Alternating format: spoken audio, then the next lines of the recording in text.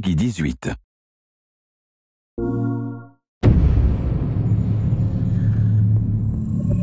Detroit Become Human was produced over a period of 4 years. Here in Paris, we have a team of about 180 people. And to that, we need to add also all the outsourcing with our partners in the Philippines, in China, Vietnam, and in India.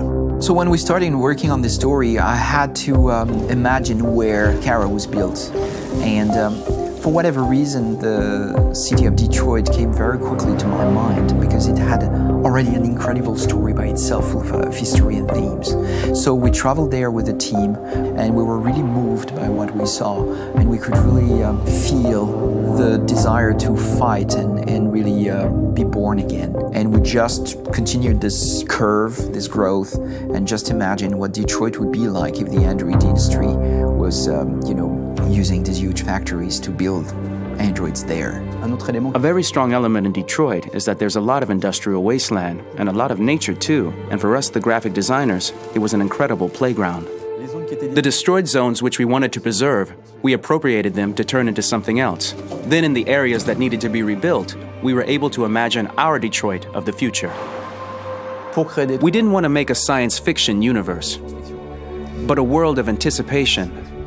If we chose science fiction, we could have imagined flying cars, extraterrestrials, but those things are very far from our current everyday life. Anticipation is more about gleaning from our contemporary reality, the one we know, because Detroit is set in 2038, and 2038 is tomorrow. The difficulty we had was sticking to reality. That is to say, technology becoming more and more invisible, a lot more elegant, and at the same time, making it visual. So all the computer equipment, autonomous cars, we simply had to invent. They are in fact very technological objects, but at the same time remain very credible and ingrained in reality.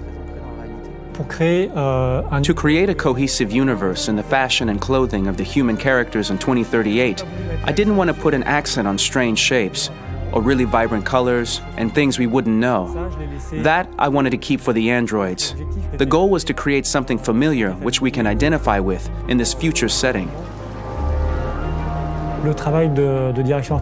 Working on the artistic direction for the androids was a bit special because this is a project about the place they could occupy in the human world. It was out of the question for them to be too beautiful or too perfect. They had to correspond to every social class, rich and poor. Inspired by everyday utilitarian clothes, I brought a modern touch by adding dynamic display surfaces, the armband we can see on the side, the triangle on the front and back, and LED. Like that, there's no confusion. Wait. You're sending an android? All right, ma'am. We need to go. You can't do that. Why aren't you sending a real person? Once we cast the actors, we travel to meet them in order to scan their faces. We record the structure of their face with the scan, and we record the colors and patches of skin with photography. Once we have this information, we will use this as a basis for modeling and creating the characters. The artist will make it more realistic, but will also enrich it. He will propose ideas which we will develop together. Finally, we will have a character with character who corresponds to the project in the world. When the actors come to Quantic Dream, we show them the design, what their image will be, and what they will look like in the game. This extra information gives them another dimension and color to connect with emotionally. It helps them think about how to play their character. Your mission. That's all you care about, huh? You should consult a professional who can help you. Beat it, you hear me? Get the hell out of here! For the players.